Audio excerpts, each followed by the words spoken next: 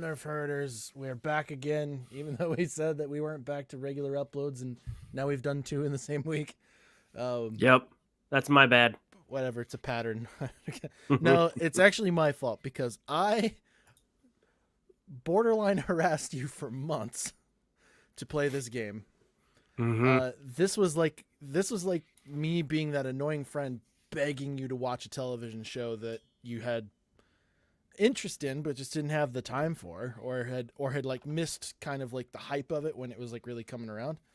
Mm-hmm. um and there might be some reasons for that, but some other reasons than that other than your own schedule, but we'll get into that here in a little bit. But Jedi Fallen Order, one of, if not the best Star Wars game that I have played in recent memory. I don't know. I don't really care to like rank it amongst the Star Wars games, but it's definitely up there in the echelon with the top Star Wars games that I've played. And so I was really wanting to, and like we've had so many different Star Wars discussions on the show through the other various different pieces of content that we've been talking about, especially during Clone Wars. I was really feeling it around that time because I was also doing my commentary playthrough for the channel. And all I wanted to do was talk to you about this game and how good the story actually is.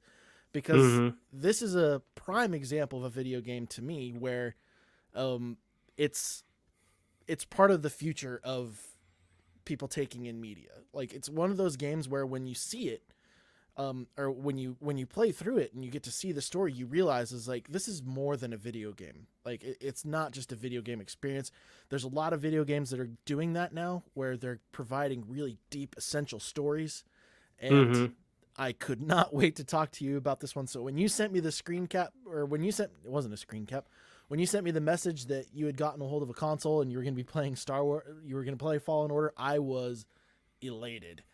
And yeah, we talked a little bit about it during our halfway review of The Mandalorian season 2, and that just hyped me up even more. But apparently, it hyped you up because you burned through like like you were you hadn't made a huge amount of progress yet. You were like maybe a third of the way through the game, and then here Mm-hmm. we are just a few days later, and you're done.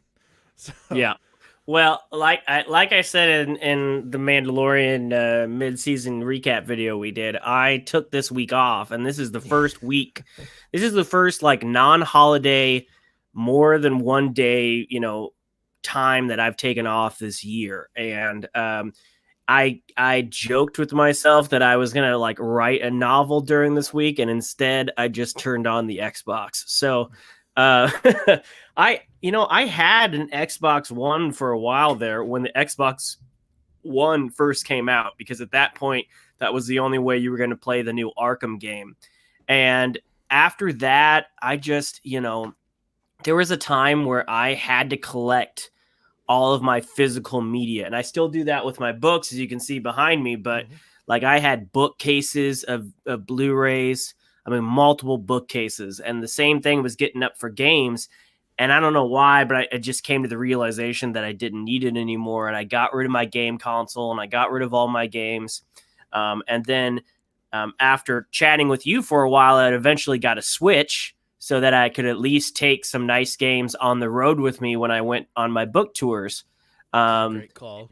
The Switch yeah, is an and and excellent and call I for you don't right now. regret that at all. But I've been waiting for Doom Eternal to land on the Switch for the last year, because this time last year GameStop was trying to get me to pre-order it, and it's still not on the Switch.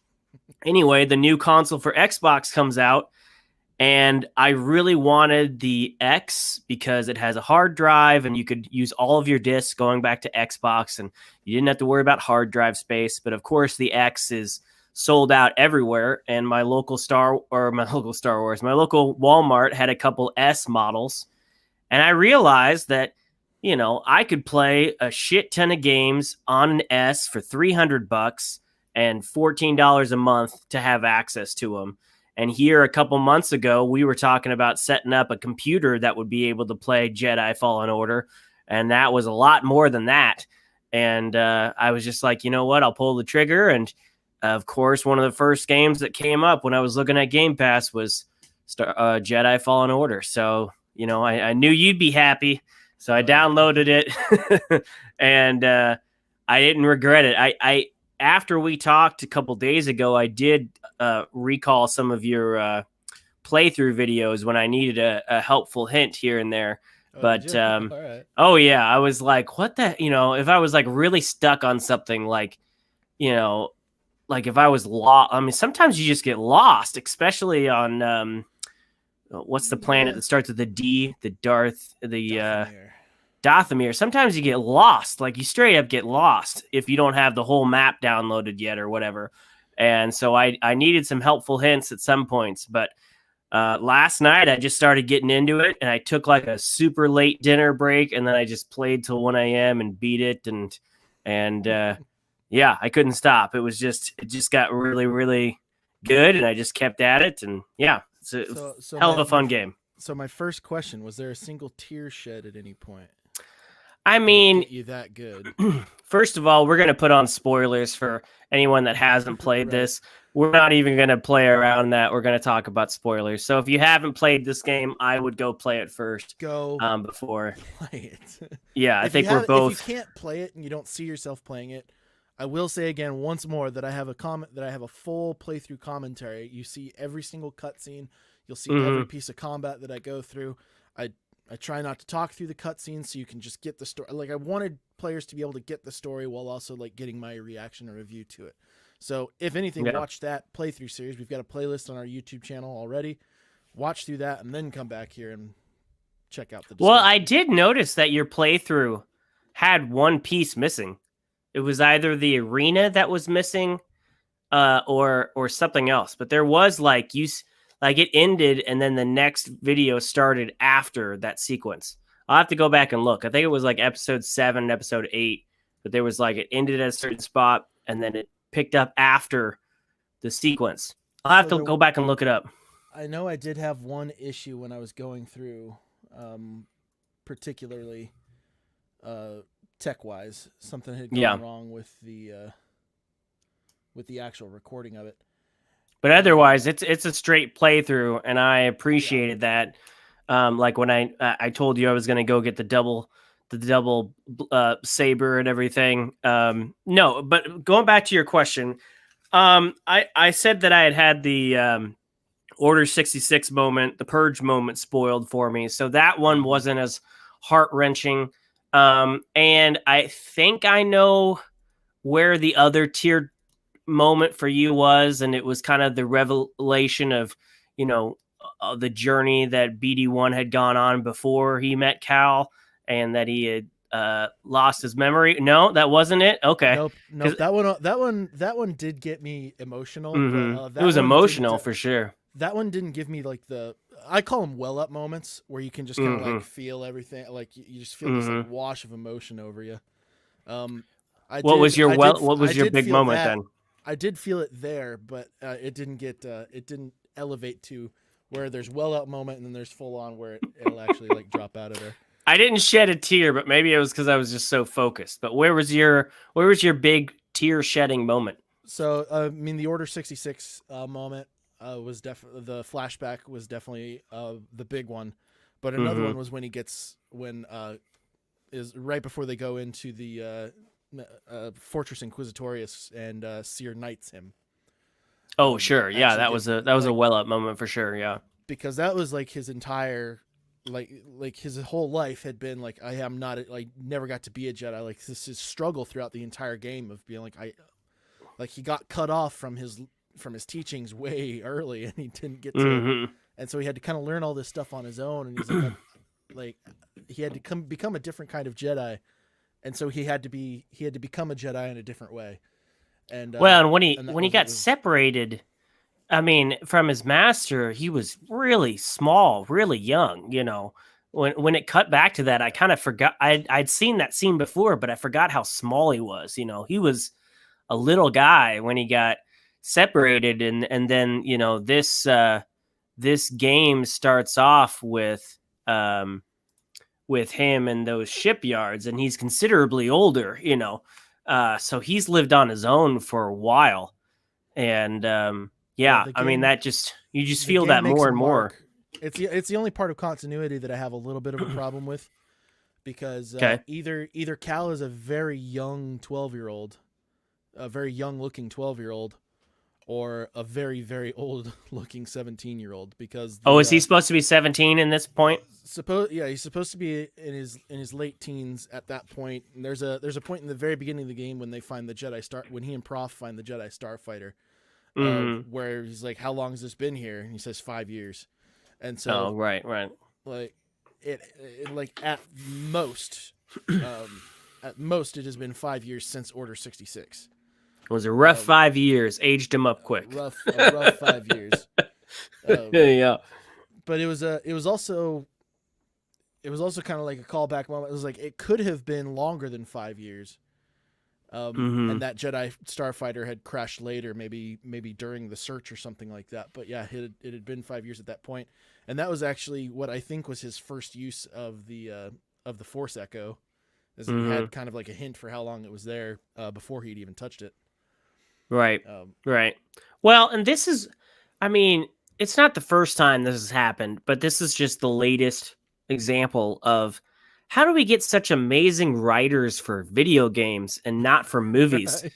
You know, Oh because yeah. I mean, compare this with Force Awakens when we get the introduction to Rey. Okay, first of all, this is not another desert planet. You know, it's a struggling young teen that apparently has a history. But you're not like fed a bunch of garbage or a bunch of flashbacks or anything in the beginning. You're just living in the world that he's living in. And even like the controls you figure out on your own. And even, I mean, there's not a lot of guidance in the beginning of this game because you don't have BD1 to give you a hollow map of where you're supposed to go. I mean, it's very much you have to live in this character for a little bit in the beginning. And I really appreciated that. I love the environment that he was in. I loved how, you know, you're not spoon fed a bunch of stuff in the beginning. You just know that this is the main character, you know, and you don't know why he's not a Jedi or why he's not holding a lightsaber like he is on the cover of the video game. And you're just, you know, experiencing life with him. And then you learn more and you grow with him. And I just felt like from a writing aspect, it was such a solidly written plot compared to the stuff we've seen on the big screen lately, Star Wars related. See, and it reminds me of a conversation that we had at one point. I'm pretty sure it was you who had stated that you would love to see like a Jedi Padawan, almost buddy cop piece of media, almost like something like that, where we actually get to see like a long-standing series where the Padawan actually grows with the master, and we kind of like learn all that stuff. I was like, this is the closest that we've gotten to something like that, and he's actually reliving lessons from his master through his past and through force-induced hallucinations. Yeah, because he hasn't been practicing them for 5 years. He's been hiding for Oh, 5 years. So you're learning them as he's relearning them. And yeah, he is paired up with, you know, he's paired up with I'm bad with names with her, Seer Junda. Seer Junda. And this is the other great thing about the writing in this. She doesn't come to him and say, "You, Cal, you're the chosen one." You know, this isn't a chosen one story. This is a we've both been out on our own. We've both been hiding. We've both been surviving. This is just a survivor's tale. It's not a you're the chosen one to, you know, you were prophesized and all that stuff. There's none of that. And we all know that Star Wars is flooded with that kind of stuff, and it gets annoying when that trope is used over and over and over again. Yeah. The I think a big thing for the writing question, like we've got to give it up to the crew, like, and there's huge crews involved with video game. Like there's just as big of crews, maybe not just as big, but huge production teams behind video games in comparison to film. It's not a hard comparison to make. Um, Mm-hmm. what what was interesting to me is that when I started looking into it, I had to look up his name to remember it off the top of my head. But Stig Asmussen, Asmussen. I probably butchered his last name, but he's credited as the game director for Fallen Order, but he has another game director credit under his belt with Santa Monica Studios for God of War 3, which if you are if you're from the very early on PS3 era, I mean, you'll remember God of War 3. They stepped it up like crazy. They did an Yeah, it excellent was a job game with that. changer. Hmm. And we've also got a writer on the crew, Matt Michnevets, who is credited on. He's labeled as additional crew for the Series 24, and he's also credited as a writer on Star Wars: The Clone Wars in the final season. Mm. Actually, he's credited for 2011 through 2020. So we had a guy who was like rich and depth with the Clone Wars series, which makes sense because we see a lot of nods to the Clone Wars throughout the game. Oh, we see so much nods to the Clone Wars, whether it's characters or places or things. There's so much in here that I was so happy because it wasn't that long ago that I started binging the Clone Wars. It was like in the last year. And I was so happy that that was rich in my mind, not because I thought that I wouldn't understand this game had I not watched that, but I felt that much more connected to the game. And again, I hate to be the person that keeps bringing this up about the Mandalorian, but this game doesn't go to Tatooine, and it doesn't go to Tatooine 5 times. It goes to so many places mentioned in Star Wars media that are not in the original trilogy, and it does such a good job on incorporating so much Star Wars lore that we've seen from other properties without slamming it down your throat and without losing you if you haven't seen that stuff. You're experiencing it with the characters. And if you've seen it in another format on one of those Clone Wars shows, then you're enthralled by it that much more, but you're certainly not lost. And I just loved how much stuff they incorporated into this game. I say show because it felt like a show at sometimes, and that I was just a part of. It really does. It's really good. It's really good. One of my favorite let's actually just kind of like go through in order, because like in order of the moments, because obviously I could go on for hours about how good this game is, but I gotta like limit it to some point. So let's try to do it. Let's not go through chronologically. Sure. Every single thing that would happen in there, but obviously we get a great opening scene to the game where the realness of him being a Jedi and hiding gets brought up pretty effectively, I would say. He's suspicious around like how he kind of communicated with Prof about the Jedi fighter when they find it. He uses his power to save Prof, and immediately his paranoia is jumped up to just 11. And so is yours. You're not sure if you can trust Prof. You're freaking out. You're like, is he going to sell me out? You're in that subway car, just like everybody's eyes are suddenly on you. Yeah. And even before he knows that he's been made, or before that he's been caught, he's already making plans to leave the planet and go in deeper and deeper hiding. Right. And he mentioned Nar Shaddaa, which I'm hoping is something that shows up in the sequel, because Nar Shaddaa is a planet that is rife with criminal underworld goodness that we've only so far seen. The most that we've seen of it has been in the Old Republic era, which sucks because like there's I want more. I want a lot more of Nar Shaddaa, because it's the seedy underworld that we really want. Yeah. But yeah, so he's already making plans to like jump ship, and then in true Empire fashion, like we see, like there's always a little bit of animosity that's open. Not animosity. There's always a little bit of a gray area, depending on the perspective that you follow. There's been some great fan made content showcasing the bias of somebody who is on the side of the Empire, but not necessarily in like their ranks, and showing how the Empire isn't actually that bad, and that like they paint the rebels as terrorists, they paint the Jedi as religious psychos, like. But when you see it from this perspective, we actually get to see like classic Empire. We've got the Inquisitors who just don't care who gets in the way; they don't care who they kill. And unfortunately, the first victim that we see them take in this game is Prof, who is the only friend that Cal has had in a long time, which equates to just another loss that he has had. He takes his 5 seconds to make a statement, and instead of outing his friend, he's he says, you know, he basically says what a lot of people are too afraid to say, that he's tired of it all and he's tired of the Empire, and I yeah, have a and he moment in gets my killed for it. commentary. I have a moment in my commentary where I say the first time that I watched it, I thought he was going to sell me out.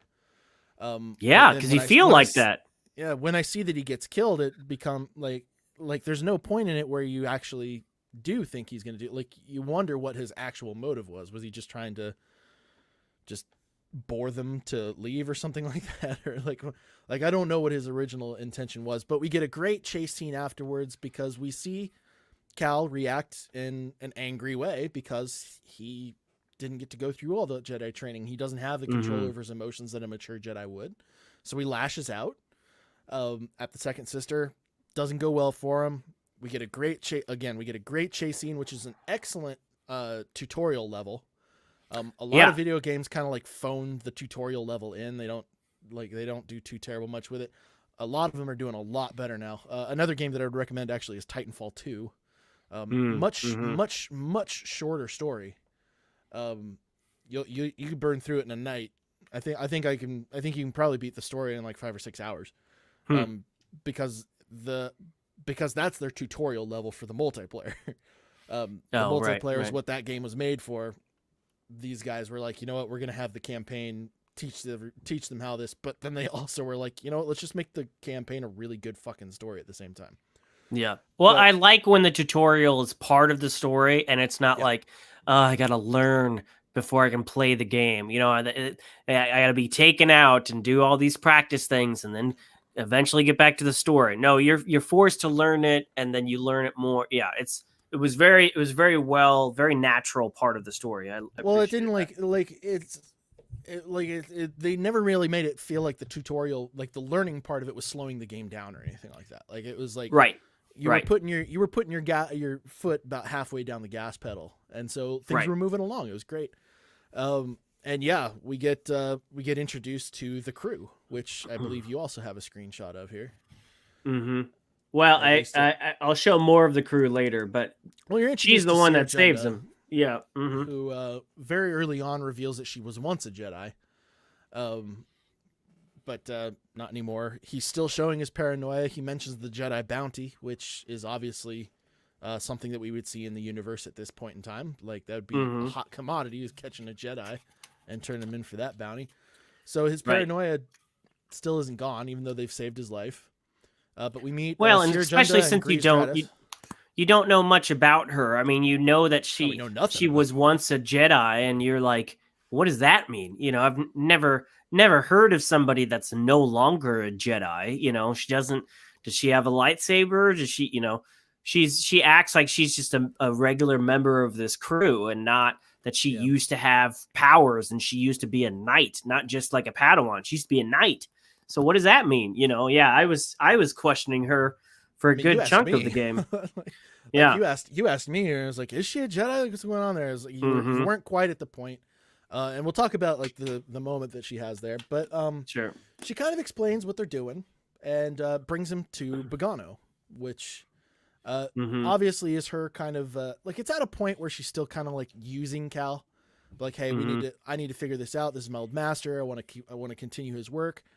We want to restructure the Jedi, but she doesn't really care if Cal's involved. She just needs somebody to work on it. And she makes that clear. She tells him, like, I'm not sure I trust you either, but we've got a common goal here. Let's work on it together. But that's when I really skimmed through that, because that's when we meet who is my second favorite character in the entire game, which is BD1. Is BD1. Yeah. And by the way, folks, I didn't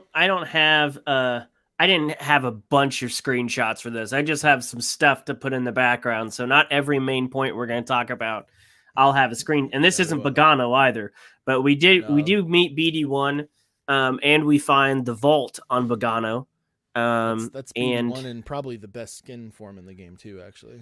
I think that's probably the coolest one. It's a good skin form. That's another thing about this. I have never been one to collect shit in games. I'm not, even when I played the Arkham games, which were big, they were one of the first games to really incorporate trophies and secrets and stuff like that. However, until Well, as much as they did, maybe. as much as they did. I mean, they didn't invent it, but it was certainly a huge part of it. Well, I mean, And they gave you alternate endings if you had everything completed. in the Though. later games, they I did, didn't yeah. like that. That I hadn't seen in a lot of video games, but Right, but like Arkham City, I couldn't care less if I collected all of the Riddler trophies. I just, I had that to was do it. never my thing. I understand there's people that do.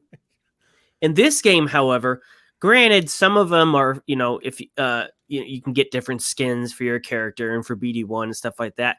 But other ones, if you don't let him scan something, you might not get a map, or you might not get access to a certain planet, or if you don't go and try to get that force echo, you might not get an upgrade in the force as much as you could have, or stuff like that. So Yeah, I that found was myself wanting to take the time to find those things a little more in this game than I have in the past, because we've seen what Jedi can do, and you want to be able to do those things. And sometimes finding these things, like getting the double lightsaber, you have to seek that out. And I really appreciated that, because you could just avoid all of those, but some of them are pretty vital to the way you play the game. yeah. So the double saber, you will end up getting no matter what. It's not Yeah, with skippable. the story, It's just right? there's a certain point where it will force you to get it. But you can get it right away. Hmm. For those who have played the game but didn't know that, you can go to Dathomir as soon as you get done on Bogano the first time around, and you can go through the sequence. You can just go through the game as you would, and then right as you get to the bridge where Terran Malicos is, you can just jump off to the left there, and there's a little tunnel that'll lead you right Right. to Which is right which to is a what I did workbench. as soon as I heard about that. it makes I'm the all, game playing a little easier for sure. Yeah, I'm a little upset that they didn't incorporate some sort of story element as to how he was able to like repair it and go from there. Because they did for when he actually gets the dual sabers later on Ilum. But Hmm. yeah, the collectibles were great. I like there aren't any that are actually like you could skip every single collectible in the game if you wanted to and still finish the game. Oh, But for sure. the amount of experience that you get for finding those echoes and finding those collectibles was just unreal. Hmm. And so I absolutely recommend it. And I recently 100%ed Fallen Order, so I've found every single collectible, every single echo, every data, every journal entry, like every single thing that you could do in the game. I have done except for the meditation battles, and like I hadn't read through them. Like I did a playthrough just to go through and read them, and there's actually some like they get deep in the lore. So it's just Hmm. more things done well with the expansive universe that is Star Wars, and they did it. They just did such a great job with it. Well, and I know there are lots of people like you that love that 100% mission, and props to you. I've just never, A little even in obsessed. Batman games, which is my go-to, if Batman game exists, I've played it. With the exception of the Telltale Tales. I don't know why I've never gotten into those, but I've never been that completist person. I've just been I want to play the game, and yet I found myself taking more time to find those things, because I saw more value in them with this game than I have in the past. So I appreciated that. I also appreciated that even though there was a plot and there, this is where you're supposed to go. Once you get in the groove of things, you can go do things in you can go places that you're not necessarily supposed to go next. They'll be like, okay, now we need to go to this planet to do this and this. But when you go on the ship, you could pick to go to another planet, and Mm-hmm. you're going to have to eventually go back there when the plot gets to that planet. But it was nice to be able to explore things on your own. That helped you build experience, and that freedom made you connect with the game a little more. You weren't just following the motions. You were Yeah. learning and you were growing with him as a character. And I really liked that. Speaking of the plot, so essentially, Sirjanda brings you to Bogano to explore a Zepho or a Zepho temple, Hmm. which was a race of force sensitive humanoid aliens that were like very rich in the force, like it was a big part of their civilization. They weren't lightsaber wielders or anything like that, but like the Force was a huge part of their lives. Mm-hmm. And as it turns out, the vault that was on Bogano, which Eno Cordova had left behind clues via BD1 for the right Jedi to come along, and he left it up to BD1's discretion, which is another great element to the story. It was like, all right, I'm gonna give you the clues that we need in order to unlock this, and inside is a familiar concept, but is a Jedi holocron containing a list of younglings, Mm-hmm. or not necessarily younglings, I guess, because they haven't been inducted, but Force sensitive children. How old the list actually was, who knows? I don't know if there's a clear point at which they say how long Eno Cordova had been dead, or how long ago that journal had been taken. So who knows how old these children actually were, Mm-hmm. or if they'll have anything to do with the next game. I imagine that they might, but I would think that if anybody's going to be his trainee, it'd be Marin. But Sure. So that's what they're setting on to. It's like, this is a list of Force sensitive children would very much be looked at as, especially to young ambitious Jedi who doesn't know anything else other than the Jedi Order. Well, except for like the previous several years, that would be the key to recreating the Jedi to the next. As he puts it, this is the key to the next generation of Jedi, Right. and so that's the journey, and it becomes his journey, whether Seer and Grease are part of it or not. But that mutual goal that him and Seer have, like, brings him into a part of the crew, and it's an excellent dynamic. It's an excellent piece of information, because that kind of information would be equally sought after by the Empire, and we know that because we had a very similar, we had almost exactly the same thing happen in the Clone Wars series. When a bounty hunter, an epic bounty hunter whose name I can't remember for the life of me right now, actually breaks into the Jedi Temple and steals the very same thing. He steals a holocron with Force sensitive children. That's right. That's right. Mm-hmm. And so it wasn't a brand new concept, but like, if you hadn't seen the Clone Wars, that would seem like a very important artifact. That would be really big. You'd be like, oh crap, okay, that's a big thing. The Empire would also be after that. But if you had seen the Clone Wars, that had already been like thrown in there for you. And after after knowing that this is taking place during Order 66, it becomes that much more important, hugely important. And so a dire quest that also wants to be kind of kept covert, also wants to be kept sort of secret, and away you go, and you go through an excellent journey getting there, and facing off against I have to talk about our protagonist. How did you feel about I'm just going to call her the second sister for right now? Mm-hmm. Well, at first, when you didn't know who she was, I appreciated her a lot, because again, this was a callback, to Clone Wars, and Rebels, with the Inquisitors and their really cool helicopter lightsabers and their masks and everything.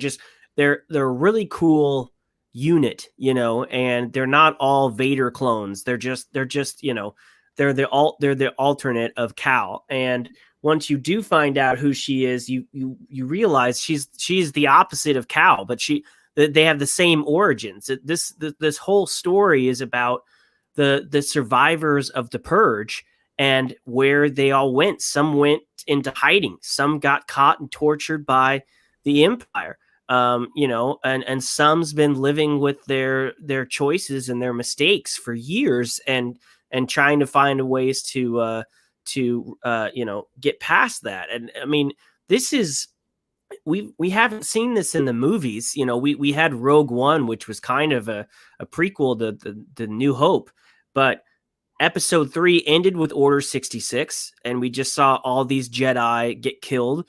And then New Hope starts, years later, and and the Jedi are a myth. You know, we didn't see the fallout, and as much as we saw a lot of the Jedi get killed off in Episode 3, there's got to be some that survived, and what was their life like? You know, and that's why this game is so good, because it fills in that gap.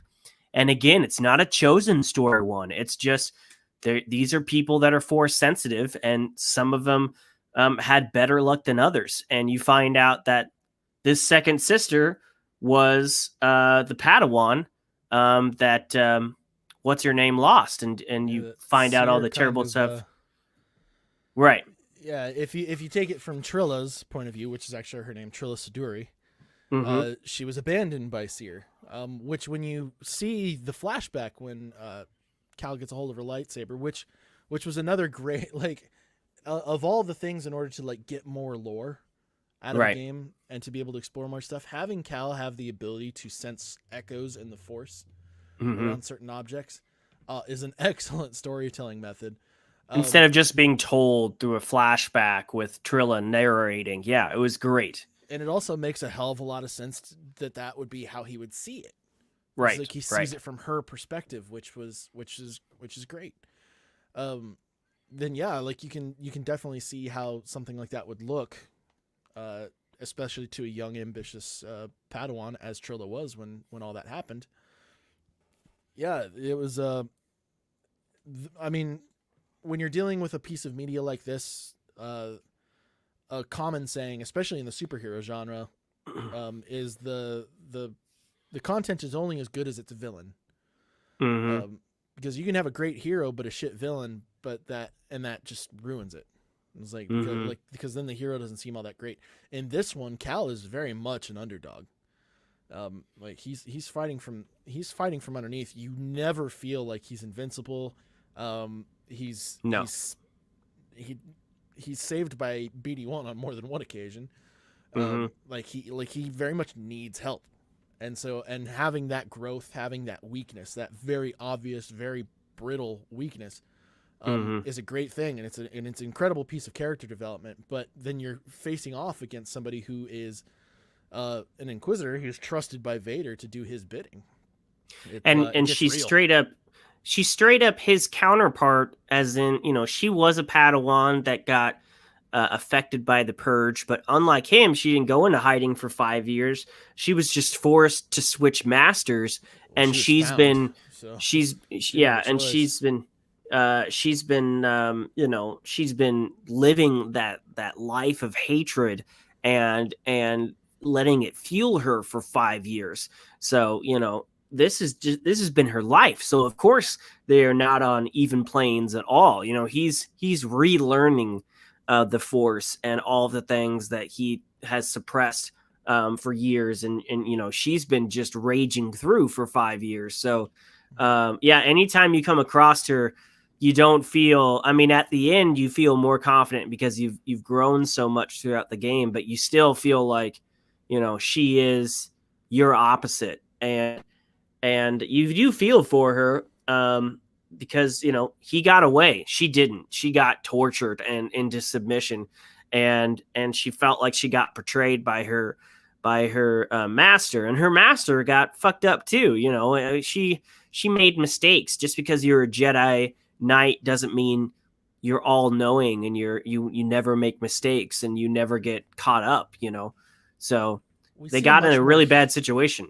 Yeah, we see a much more human side out of these characters in Yeah. comparison to how the Jedi are normally portrayed as these very serene, very emotionless pairs, as they're supposed to be.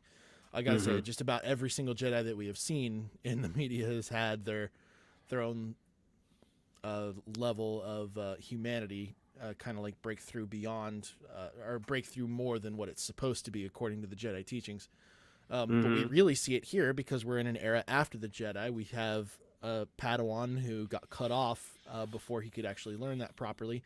Mm-hmm. He's trotting around the galaxy with a former Jedi who broke and used the dark side in order to save her own life, and a fallen Jedi who's now an Inquisitor and is tasked with killing him, who really doesn't feel like following any rules other than like don't piss off Vader. Mm-hmm. which she ends up breaking. But and that's the one rule you don't break as an Inquisitor. Right. Yeah, the story elements were absolutely solid. But so one thing, like, how did you feel about just the raw gameplay?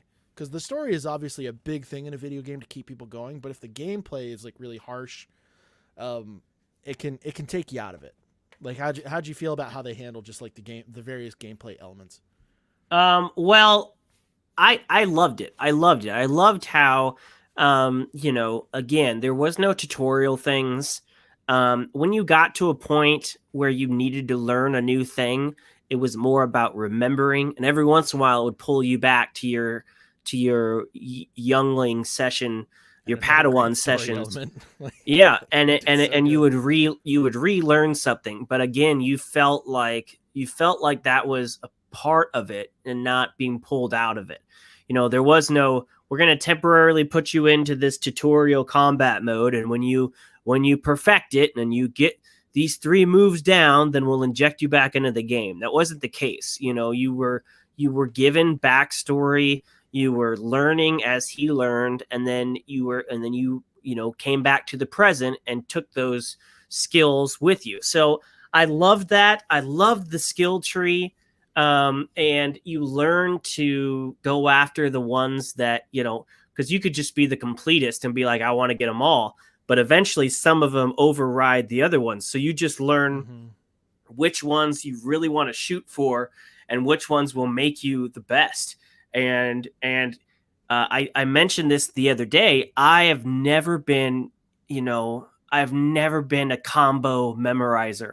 I used to love growing up and playing games like Tekken, but then I would play against somebody who would memorize those 8-10 button moves.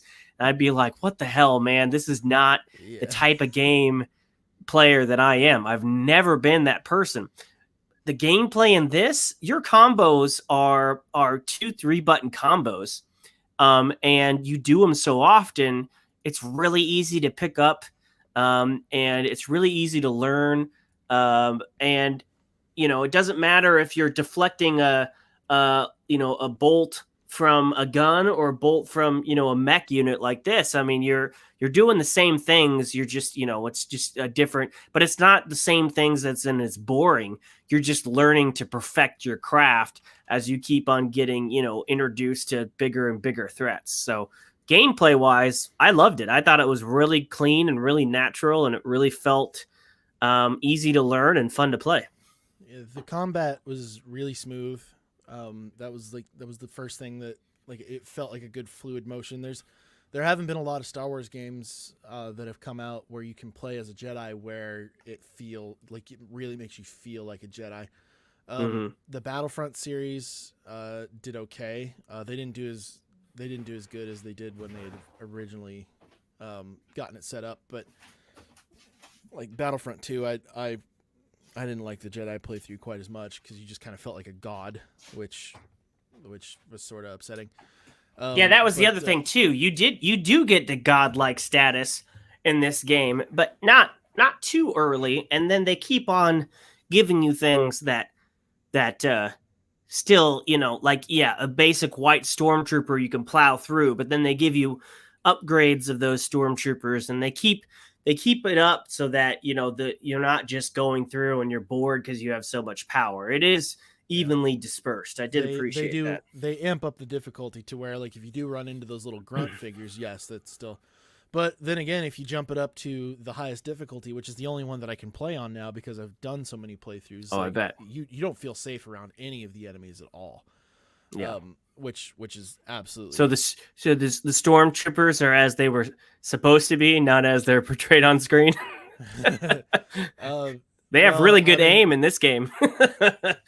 Yeah, unfortunately, those bolts all move awful slow, so that's really kind of like they had to balance that out. Like if the bolts moved as fast as they should logically, then it would be ridiculous to play this game. But you could freeze the bolts like Kylo Ren did in Force Awakens. I remember that moment, and everybody was like, "Oh shit, I've never seen that before."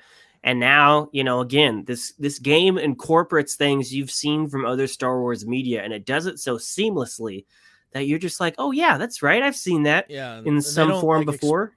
they don't like blow up about it either. They're not like, No. oh yeah, it's incredible. Holy crap! Can you believe he just did that? It's like, yeah, Kylo did that a little while ago. It's like, no, you do it without even thinking about it. Right. Right. There's actually a secret achievement. If you feel like if you're ever playing the game again to actually slow down a bolt, or it's actually to kill an enemy trooper with their own blaster bolt. And Interesting. you can't push them back at them. So what you actually have to do is you have to slow the bolt and then position the enemy in place. Interesting. Before it unloads. That's the way I did it anyway. Huh. So what do? You slow down the bolt, then you pull the enemy, and then you release the bolt. I pull them into me, and then I just kind of like hold them there. Like I pull him in and I hold him until the bolt let go, and then the bolt came and hit him, and I got the. Oh, that's cool. Yeah. So like that's neat. There was a lot of really interesting combat tactics. I think pulling in an enemy and jabbing them with the saber is like my favorite move. But that was it's so satisfying. Yeah. When you learn how to pull and then you get the skill tree up to where you can pull them all the way to you, it is the most satisfying thing to do. I love it so much. Yeah, because I was a guy that loved to push people. If there was a cliff, I would rather just push you off the cliff. Then I don't have to deal with you. But that was to kill off some of the enemies too. Like especially some of those like the black suit stormtroopers with the double blades and everything. If I could just push them away, I don't have to deal with you for a while. But the purge troopers, yeah. But yanking somebody to you was fun and a quick way to get rid of one of them. So yeah. Well, so they had to balance it out to some degree because there was a point in the production of this game where it was revealed that there wouldn't be decapitations or dismemberments. So like, or at least there are on non-human characters, but I think that was like that must have been a condition that Disney had, or somebody higher up had been like, we don't want decapitations and stuff like that to be in there. That might push the game overboard a little bit, because obviously if you could decapitate somebody, players would be doing it all the fucking time. Sure. Well, and then the ratings would go up too, right? I don't know what this game's rated, but I'm pretty sure this was rated for. It was a teen. If it was a human character, mature, so. I'm sure that would get the mature rating if it was human. You can get away with a lot of beast stuff, but if it's a humanoid, then yeah. I would think that it would be fine, considering we're getting decapitations and dismemberments in the films, and those aren't rated R. So sure. I don't know. Maybe in one of the sequels. Or at least a sequel. I'm hoping that we get sequels. There's been a lot of talk about it, but nothing's been revealed yet. Yeah, no, the gameplay was excellent. So I mean, we gotta go over our favorite moments 100%. Like you gotta give me what your favorite. This got cut off. Or gameplay moments. The reason why I have this picture on here is because I really like this person over here. That she's what is she again? Night Sister Marin. She's a Night Sister. Yeah. Again, that's something we saw from the Clone Wars. She really amped it, like she really made that power of theirs creepy, because we saw them raise the dead in the Clone Wars, but then you see it here and you're like, shit. And you saw the destruction of her sisters in the Clone Wars and stuff too, and you have to go back to her planet a couple times, and you keep on running into her, and you see the distress that she has. And again, she is a survivor of the Purge, and it's my favorite thing about this game. Of the Jedi, anyway. Well, yeah, is that you see all of these people just surviving. And it's not just one, and they're not shared just trauma.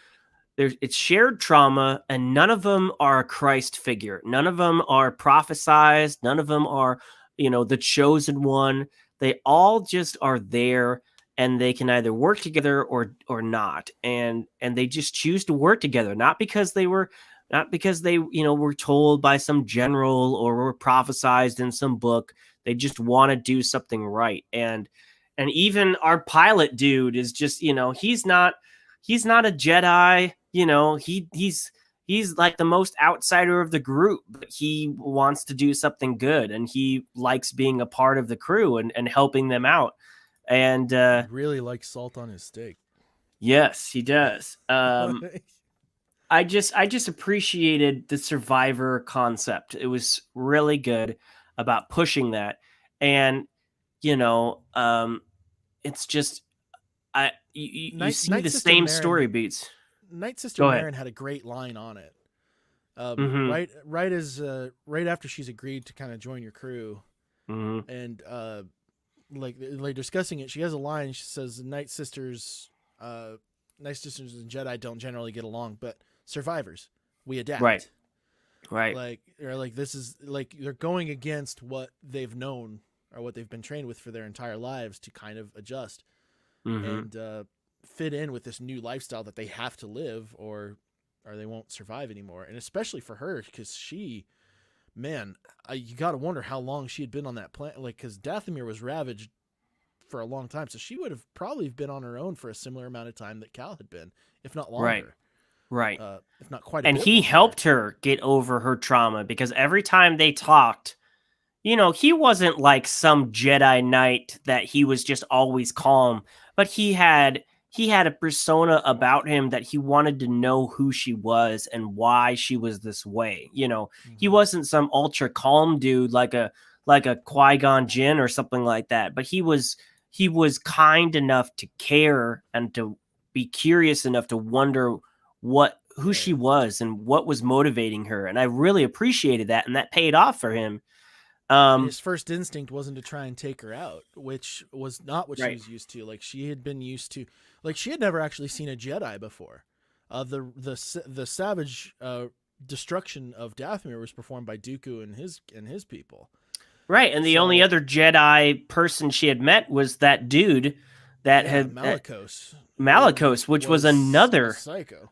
Another example of what happens when the Jedi fall and a person. I mean, he didn't go over to the Empire side, but he seeked out his own power through learning their magic and kind of trying to rule their world. And you knew something was fishy about him from the start.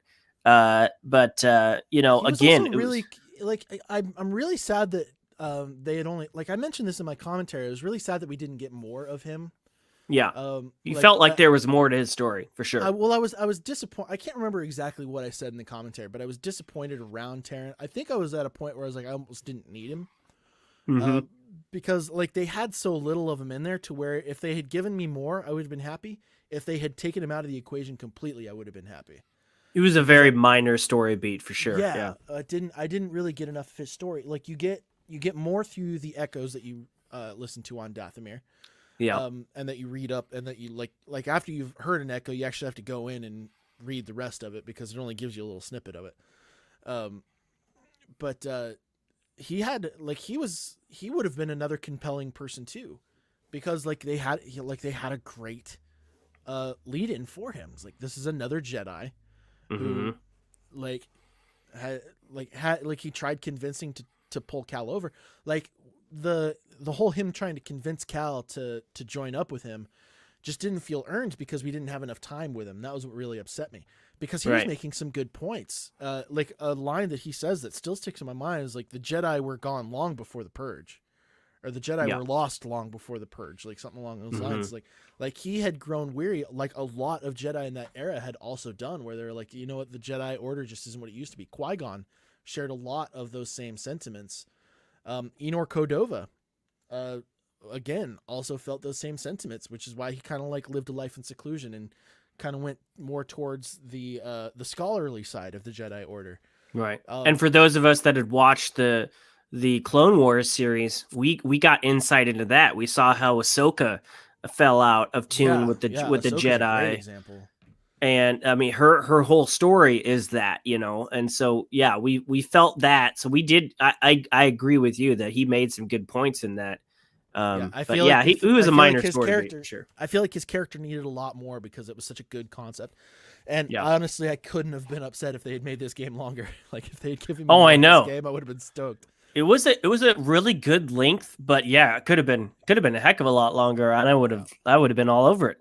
At no point was I like, this side quest is not sufficient, or this side. I was annoyed at first. Quests. Like it felt like it was all one. It wasn't a side quest. You're right.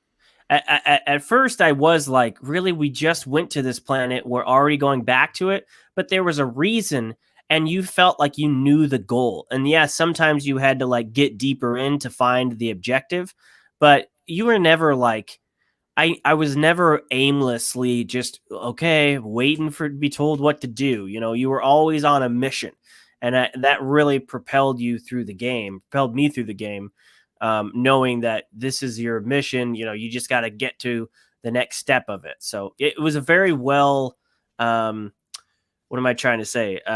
Very the story beats and everything were very well balanced in the game, and it kept you moving in the right direction. There was good momentum in the game. So a few more things. I mean, I know we're already at an hour here, but I mean, I've got a couple things that we can't go without talking about. Let's talk about Order 66.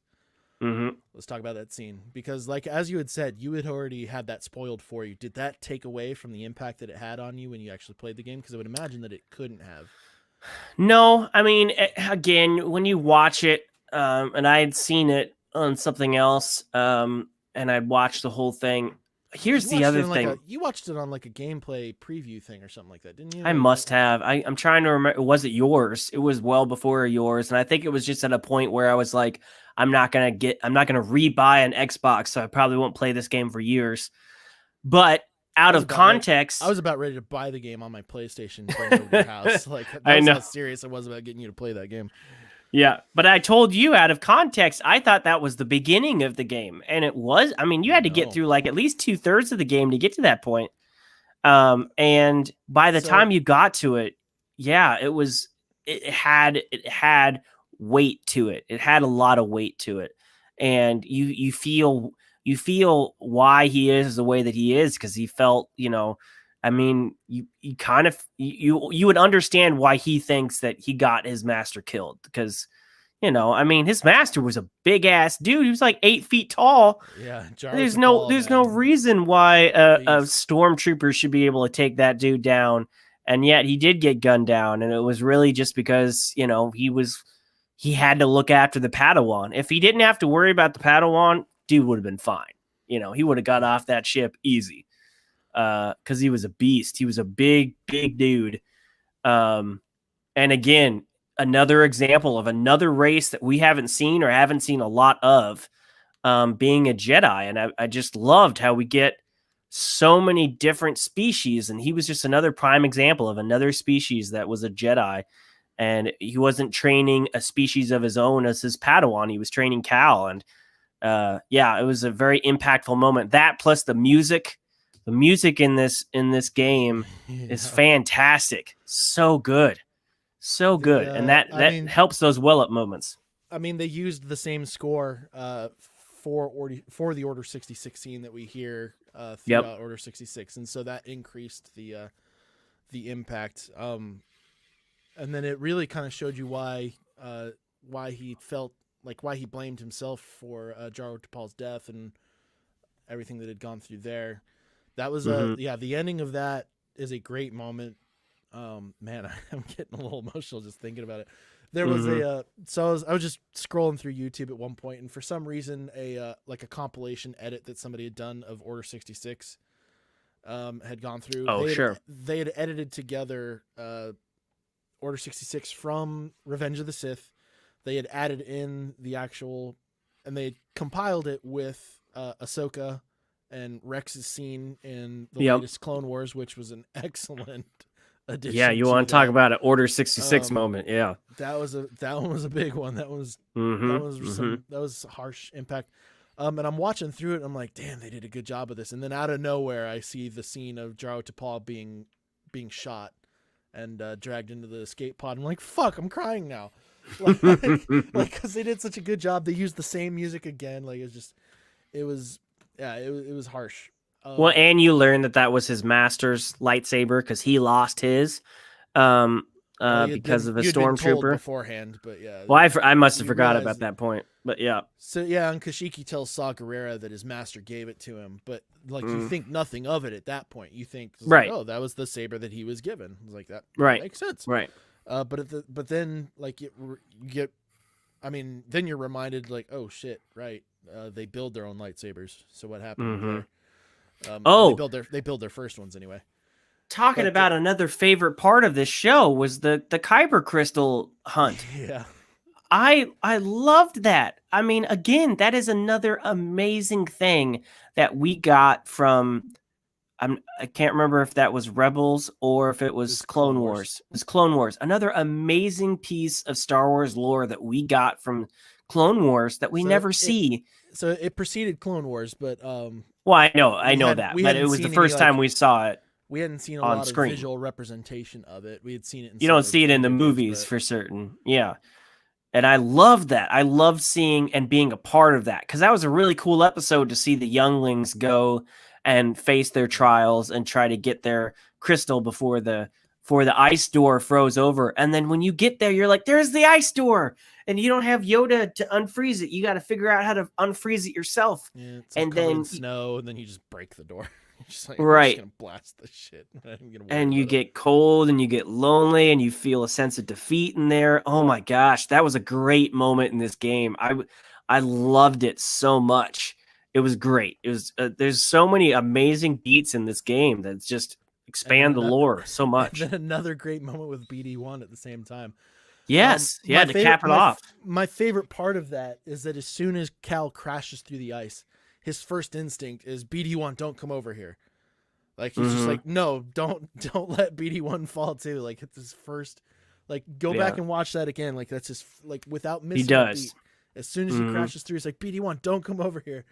And then you have a great moment where they reconnect, and BD1 shows him his last moment with Enor Cordova, and yeah, they tug on your heartstrings for a droid, which doesn't happen too terrible often. I mean, it happened with K2SO. We didn't really get. I mean, I can't think of too terrible many moments of like emotional connections with 3PO or R2D2, but Yeah. I mean, yeah.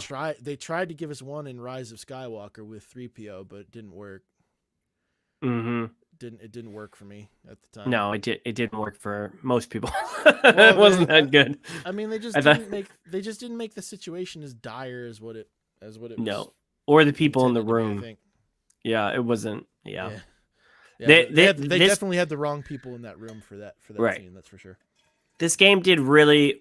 I mean, because you can't have a Star Wars game without a helpful droid, and this game really gave you an adequate, sufficient droid that was small in size, but that was imperative to the plot and imperative to your success, and you learn to use him. I mean, even with the K2SO units, you know, I hated those things, but once you said to me that, I hated them so much.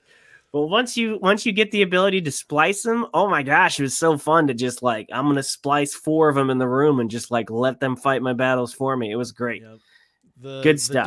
The double saber. If you're in the saber staff mode and then you use the your double saber like power attack. Yeah, you break it up. Yeah, you'll basically cut them like right in half if they're. Like, oh, I learned that. I learned that if they're too. below like half of their health, it'll like just lock them down. Depends on the difficulty that you're on, but another favorite mode of mine after playing with the double saber for a good chunk of the game and then learning that move where you split it up, I was like, oh yes, that's a power move for sure. And then another interesting thing about Ilum, before we jump off, so this isn't, as far as I know, this hasn't been confirmed, but you realize shortly after you get your new lightsaber that what color did you go with, by the way? Purple. Purple. Okay, I did too. All right, I'm a Sam Jackson fan. Purple was my first one, and I ended up going like because they released all the content. Orange was an option on PC at one point. I ended up doing that too. The Imperials have taken over Ilum basically, and there's a large trench. There's a scene where there's a point where you see this large trench running through the planet, and let's see. I have to look this up real quick because as far as I know, it hasn't been confirmed. But in The Force Awakens, Starkiller Base is built on an icy planet with a huge trench built through the middle of it. No. Really? Yeah. Starkiller Base, also called the Starkiller, was a base located on the forested ice planet of Ilum, rich in kyber crystals that was located in the unknown regions. The First Order, a regime that believed themselves to be the to the ideals of the Galactic Empire, converted the planet into a base of operations owing to its unique energy transmitting crystalline deposits, and used it to house a super weapon capable of destroying entire star systems. Oh, for sure. I mean, now that you look at it, that is definitely Star Killer Base. Yep. So Oh, I that was totally missed that. I that was totally another missed that. thing that I was like really excited to point out to you, because there's a lot of little things like that in the game, and I keep finding new ones, and other players keep finding new ones. So in Star Wars lore, then Ilum's destroyed, right? I mean, Yep. so I wonder where they find crystals now. Well, It just Ilum isn't the only planet where they get them. Ilum's just like was this Jedi ceremonial place where they would find them. It was also very rich in them. But yeah, it's not the only place where you can find them. Like interesting. As you yeah, know, I totally missed that.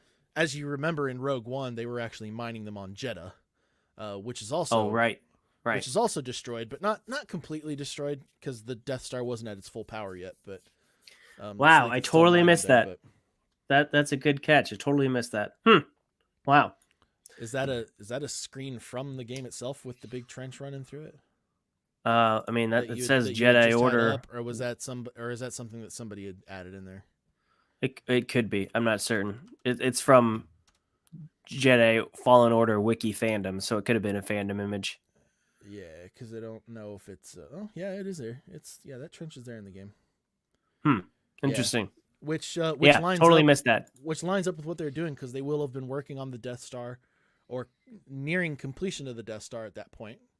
Well, no, they wouldn't have been nearing completion, but the Death Star was this is still before Rogue One plan.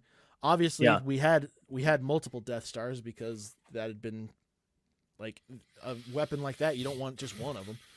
But this would have been very early on in the construction of Starkiller Base.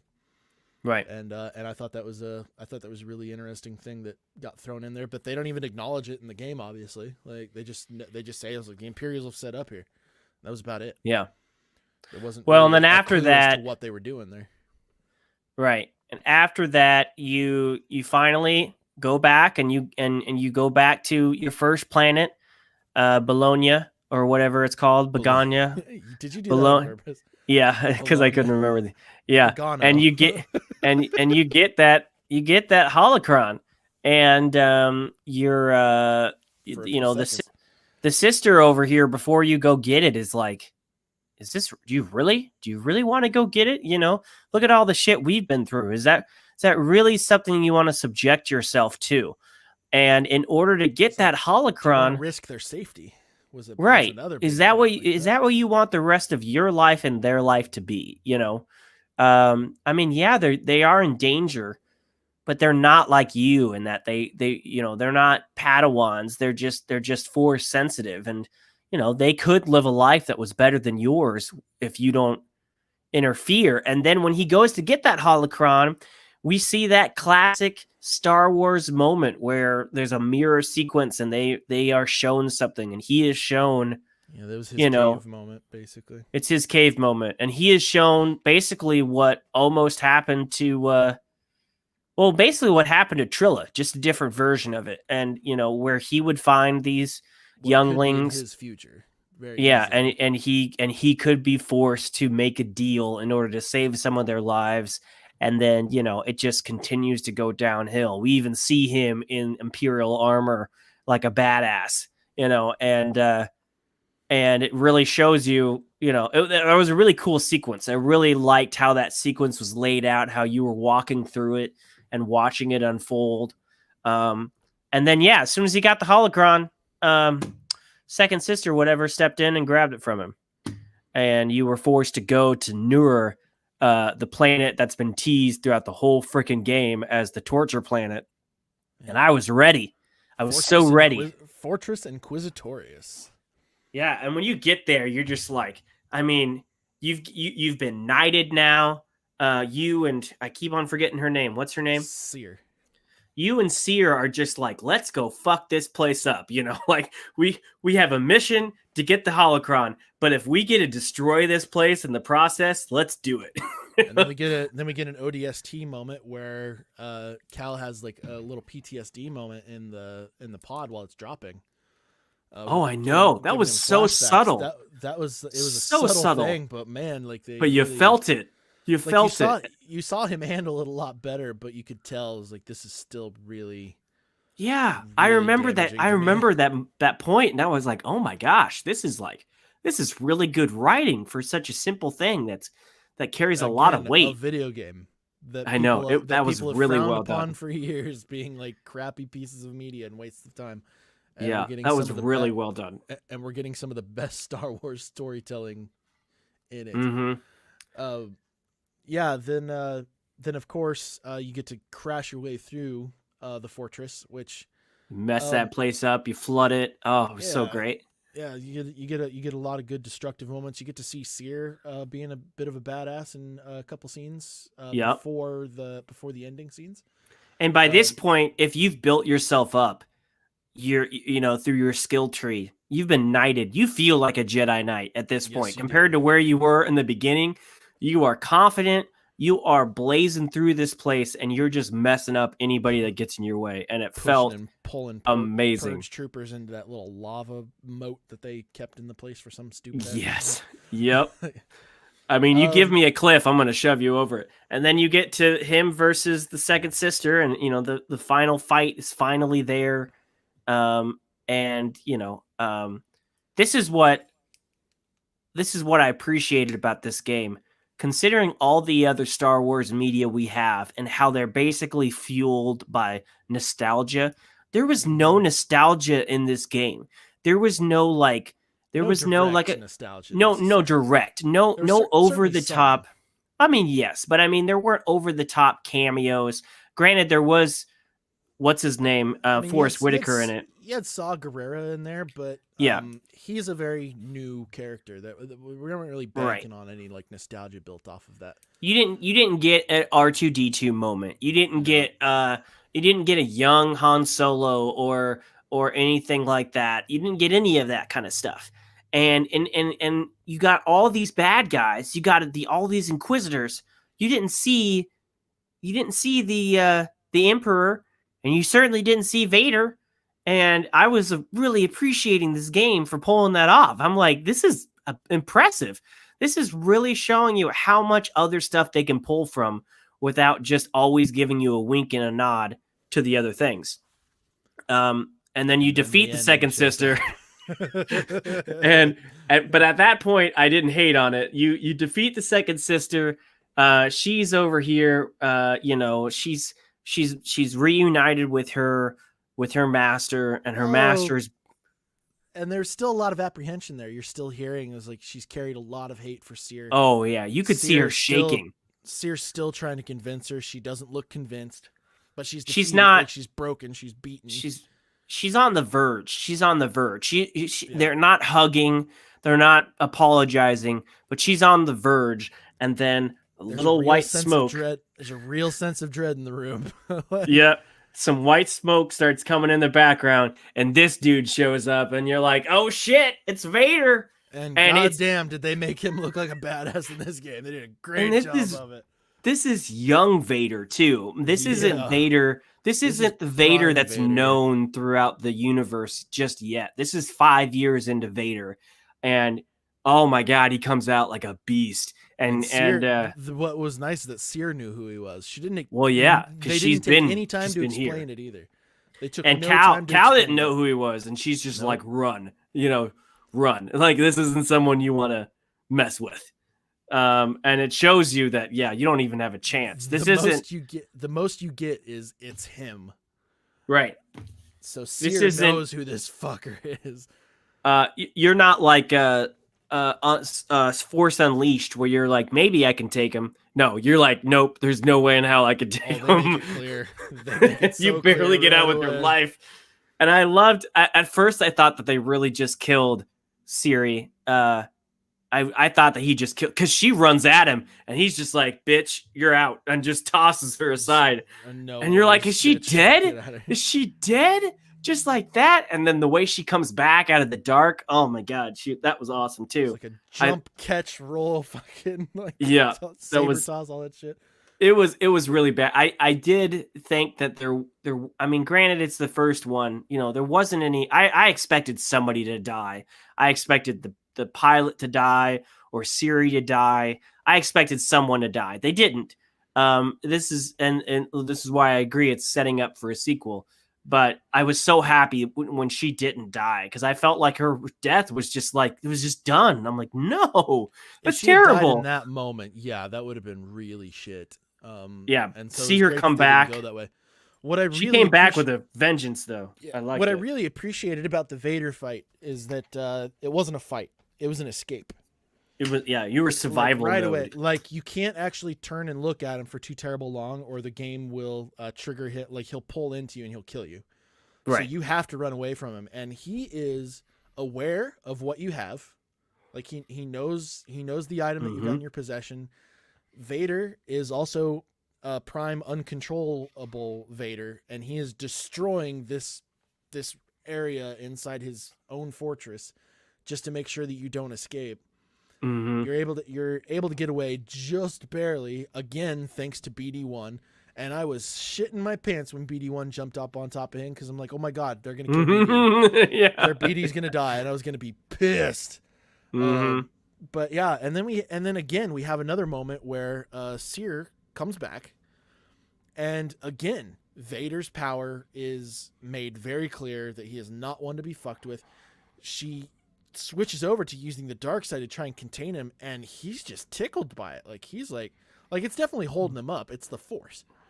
Yeah. He's like, I shouldn't have taken your Padawan. I should have had you, Yeah, he's like, yes, use it. Like Yeah. he's like, yeah, I could turn this person. She might be valuable. Mm-hmm. He's not affected. He's not affected. He's not phased. And then he switches over to like the first, I will say, video usage of Force Barrier, which doesn't get a lot of usage in. That's Star Wars right. media. He stops the sea from flooding him. Seer uses it to Oh, block that's him right. from, She like, uses sabering it. him off. I think he's just straight up using the Force to just kind of like hold the water back there. But she straight up used like an actual bubble barrier like thing. That's right. But he was coming through it. His lightsaber was cutting through it. Yeah, he was still ready to. And that was again, after Vader, completely relentless and not a whole lot of hope in stopping him. Didn't he use Cal's own lightsaber to like stab Cal? He does. That was a badass move too. Yeah. We've all wanted to see that moment where they're trying to where they're playing with like the control of a lightsaber between the two using the Force, and then one of them gets it turned on them. We've all wanted That's the to see best that, part of all sword fight scenes. Yeah. The sword or dagger scenes is when the other person uses their own blade to stab him. Yeah, it's a classic moment. But this was sorry, go ahead. It was such a great ending, and we get it.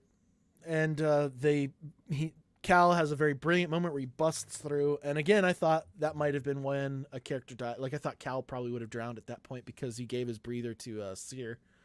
Right, and he had such a far way to swim. Mm-hmm. And then, of course, Sister Marin jumps in because it's like, there's other crew members on this ship. Let's do something about it. She goes all Nightcrawler and transports him. Yeah. Mm-hmm. Yeah. And then the ending that I think anybody who had been paying attention would have predicted is when they question the usage of. They open up the holocron. They have that moment, and Cal's like, "No, we're not going to deal with that. We're going to leave their destiny up to the Force." And you get like a great tagline, which was also like a really good lead up into a sequel. All right, what's next? Yeah. And it was just it was a great wrap up to the game. They didn't play with the ending for a super long time. They're just like, screw it. They did something in the game that kind of pissed me off, which is where your save point isn't after the final boss fight and all that stuff. It's just before. I hate that. I hate when games do that because like what's the point? Just put us in after it like it's supposed to be. And let us have like the little character conversations about that stuff afterwards, or just leave it there because it's just a little pet peeve. It probably doesn't matter either way because you're still doing the same thing, which was me. That was the moment when I waited an eternity for no end credit scene. Mhm. That was Oh, I did too. I was sitting there, texting you, and I'm just we like, can't do it. I We were raised in the Marvel era. We can't I not ended up watch the credits. watching like YouTube videos while it's scrolling down, and then it got to the blank space, and I'm like, here we go, and then nothing. Yeah, Fuck. yeah. We've been trained. We've been trained by Disney and Marvel to wait for things. I did like that the whole destroying of the holocron thing was Cal's choice. Like Yeah. even up 2 sentences before that, Siri was like, "We're going to Silver's use still this." sold. Yeah, She's he like, was "This on is it. still the plan," and he's like, "Well, this is what I saw. This is what I felt." And look at the people in this room, and this is not the life we want to subject these people to, and we don't have to stop the fight, but we don't necessarily have to bring it to them when they're young. And I really thought that was a big moment for him. He's a Jedi Knight now. He doesn't need to be the young person in the room anymore, and he made a big boy decision, and that was great for his character to be the one that makes that decision. So yeah, I appreciated that a lot. I've got to give. I got to take my hat off to Cameron Monaghan, the actor who played Cal Kestis. Actually, actually the entire voice acting crew. Like he did the mocap for Cal as well. Like he did a lot of that. Like he really got into the character. I think they all did some motion capture as well, but especially the sister. I recognize her from something, but I haven't looked her up yet. So I actually had her pulled up here. Her name is Tina Ivlev. I don't know if it's Russian or not, but she plays Freelania in Shameless. She's also in a film called Bound to Vengeance. Dead Detectives. She plays Kate in Dead Detectives. Nope. I don't know where I'm thinking I know her from. She's in a lot of stuff. She's in a lot. I of recognized her live-action face. Stuff. She's in a lot of live action stuff. So I'm not terribly surprised that she would come up. Like she was in The Young and the Restless for a little bit. So she was in a soap opera. Oh, that's it. Yeah, I was a big Young and the Restless fan. She's in 9 episodes of that. She was in 3 episodes of Shameless. She was in Days of Our Lives too. Geez, she's been in a lot of soap operas. Interesting. I don't know where I know her from, but I recognize her for sure. She was great. What's his face though? I told you I didn't know how I was going to feel about him because I couldn't stand him on Gotham. And granted, that was more the writing, but it was also his. It was also his performance. I know that's what he was supposed to do, but that didn't stop me from just hating him. I just did not like him or his character, which put me off for a while when this game first released, and it was another reason why I wasn't like, oh, I gotta see this game, I gotta play this game somehow. I was in the same boat.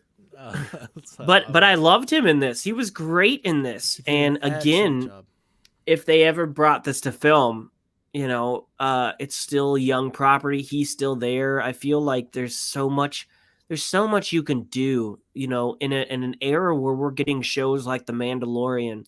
I know we want to separate from the Skywalker saga. You can still do that with this. I know we're talking about going back to the Knights of the Old Republic, and we're doing that thing of, well, how do you distance yourself from the original series? You go hundreds or thousands of years into the past. Well, that's fine. We can do that too. But this is a prime example of a Jedi story that is not connected to Skywalker prophecies. And I love it. I love it so much. They did it so well. And, come on, Disney Plus, you got money. Give us a Cal a show. I want a show based on him and his crew. I would dig it so much. I don't want a show. I want more games. Well, I want both. I would love for him to have like a cameo as a much older Cal in maybe even in the Mandalorian. But I think it would make a lot more sense in the Obi-Wan series. Well, Mandalorian, that would be like, would that be 10 years? 15, 20 years? I can't really, the timeline is a little lost on me. Be at least 10. I would say it'd be at least 20. Because we're talking 5 years after the purge. And yeah. Luke was well into his late teens, maybe even early 20s by the time New Hope came around. Sure. So at least probably about 20. And then 5 years after the end of Return of the Jedi. So 20 years is not a at least 20 years is not a bad 2025 assessment. is probably He'd be an older Cal. Mm-hmm. But I think they could pull it off. He could play an old man with some good makeup and prosthetics. I appreciated his character a lot. I do want to see more of it. I appreciated that this, while it had one of the Rogue One endings with Vader coming in like a badass, it didn't have the other Rogue One ending where all of the characters died. It left the door open. And, I have played Star Wars games all my life. I haven't played all of them. I haven't played a couple of the Battlefront games. I haven't played the latest Squadrons one, but I did play Shadows of the Empire when it first came out, and I've got the novelization of that. I've got the vinyl for this game. This is Shadows of the Empire was, for those of you that don't remember, we could talk an hour on this. This was a game that was so well received. It had its own soundtrack score.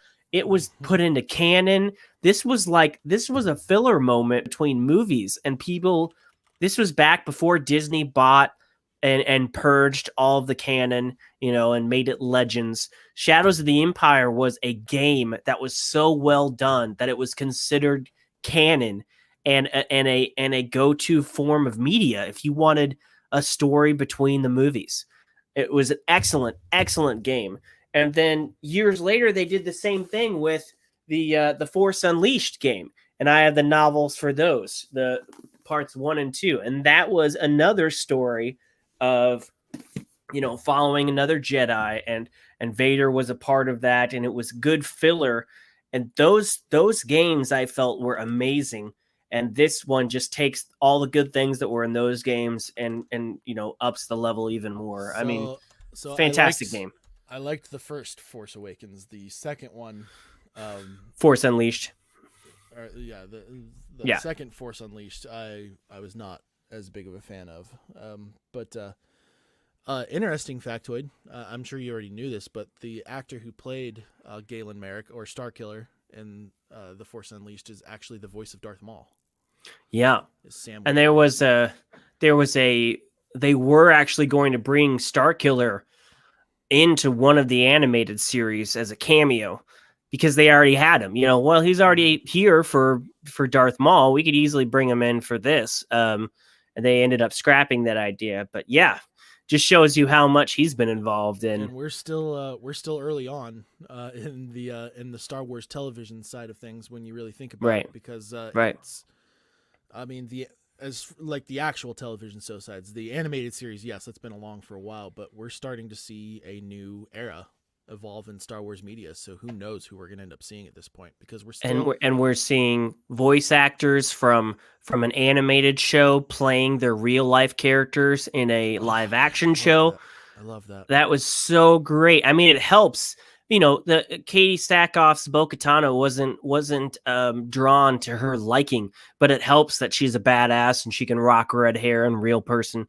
So she was great to do that. But it wasn't Force drawn Unleashed, so far away from her. It wasn't drawn far away from her lightning to where it was hard to tell who it was. Though you recognize. But Force Unleashed looked like what's his face, Cal. It was the same face modeling that they used for Cal in this game. Exactly, Cal and that character after him, and Cameron looked the same, right? So, and this just shows you Sarah and Trilla's actresses, as well as Marin, loosely based, obviously, because of the makeup and all that stuff. But yeah, so that shows you the level of investment that these studios are putting into these games now. They have the ability to just make up CGI characters. They don't need to do this mocap crap, but they do it because they want it to be that much more, respected and considered, as part of the story. And I feel like, we're on the verge, which one of these characters are going to show up in a movie. We've seen, what's his face? Who's the guy from this, from Shadows? We see the main character. He's kind of a Han Solo character. He's even got like a vest. Dash something. We never see Dash in the movies, but we did see his ship in, I I think it was in one of the special editions, leaving Tatooine. And I think Zizor, yeah. something. It starts with an X. So we've seen his ship in the background of a couple scenes. So we haven't had a true video game character come to life in a movie or a TV show yet. But man, if you're gonna cast real people and go through the whole mocap thing, and they're actors, they're not just voice actors.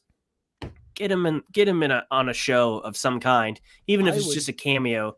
I would not be surprised at all if we end up seeing Cameron Monaghan, Cal Kestis' character in the Obi-Wan series. I wouldn't be shocked in the slightest because the timeline would work out perfectly. The timeline's right there because that's when he's hiding. You're gonna hate that show because he's gonna be on Tatooine all the fucking time. Yeah, but at least that makes sense. At least that there's a reason, you know. Yeah, that's fine. There's a reason for that. But yes, I agree. Josh hates sand. I do. Hates fucking sand. Gets everywhere. Yeah. It's coarse and irritating. Irritating. Yep. Mm-hmm. What year did this game come out? Oh, just last year. 2019. It came out a year ago, almost exactly a week and a year ago. So I was just, for some reason, I was thinking this came out in like 2017, and that kind of made me sad because I was like, well, where's the sequel to this? But it only came out a year ago, and what's happened in the past year? COVID. So I think granted, we did get another new game in Squadrons, but I think there's a huge chance that we get a sequel to this, and I will be all down for that.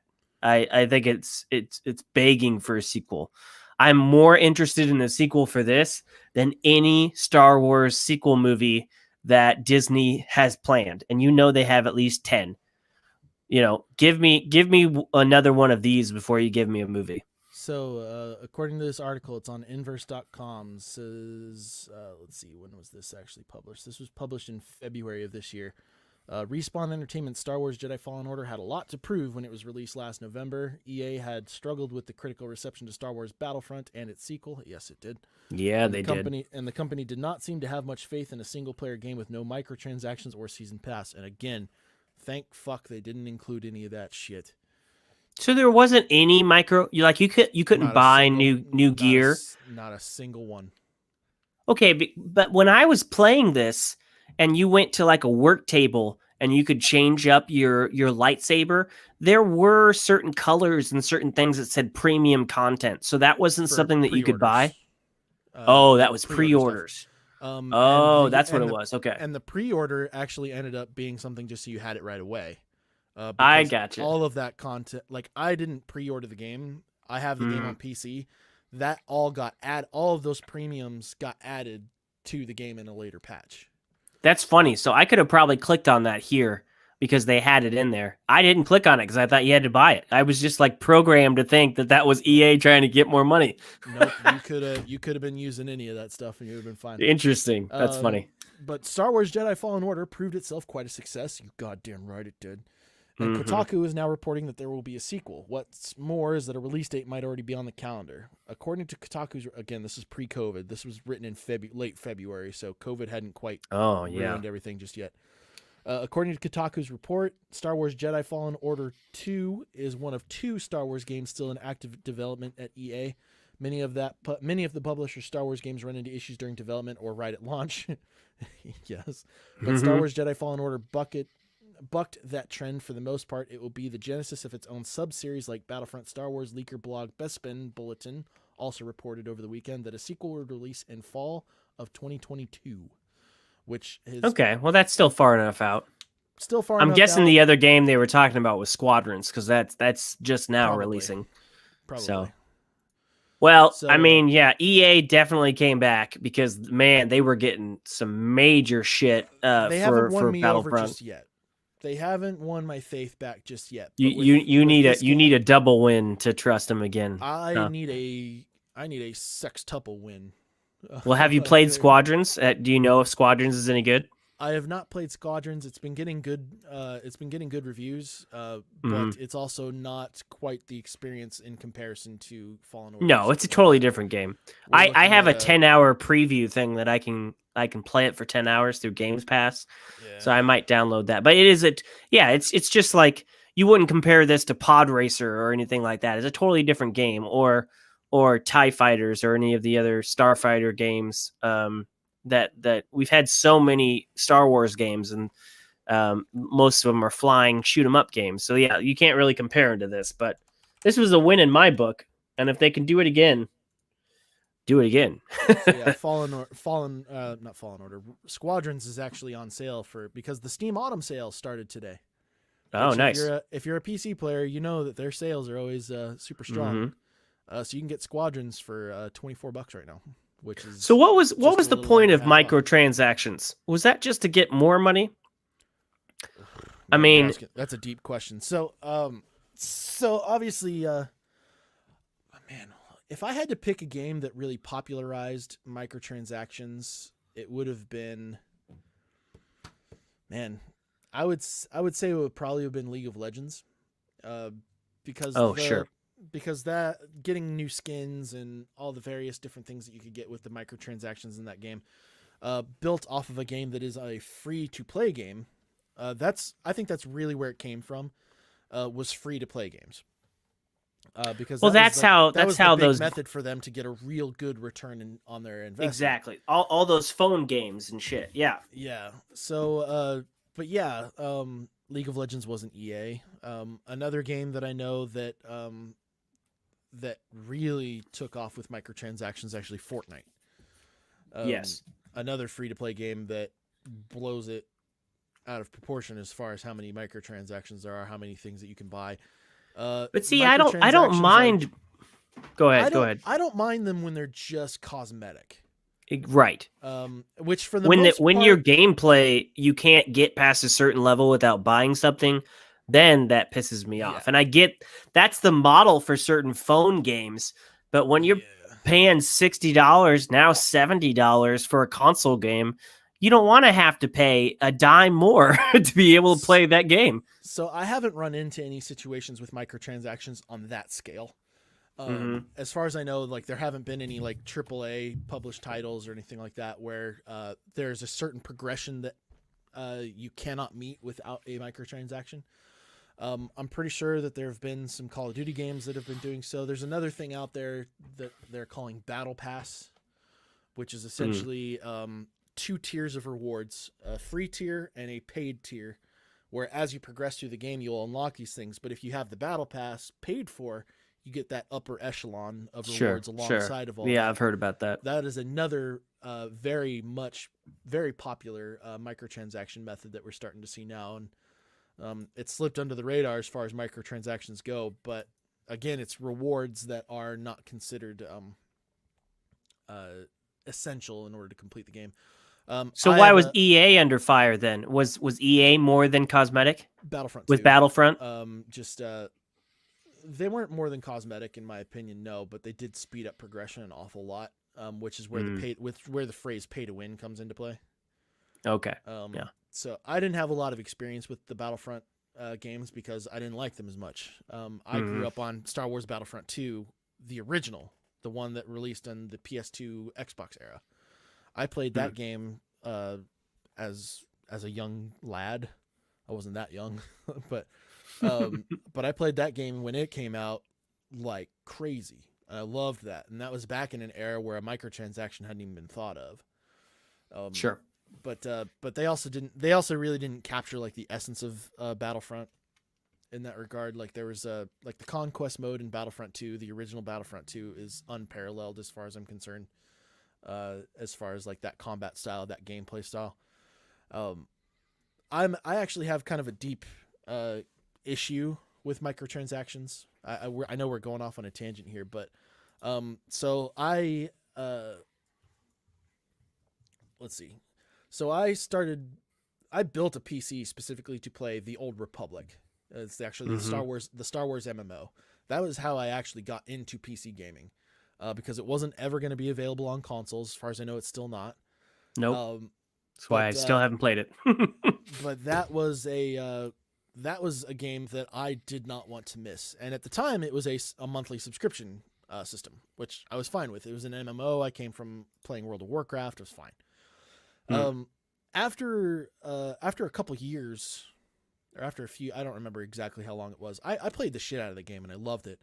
But I had run out of interest in it for a short period of time.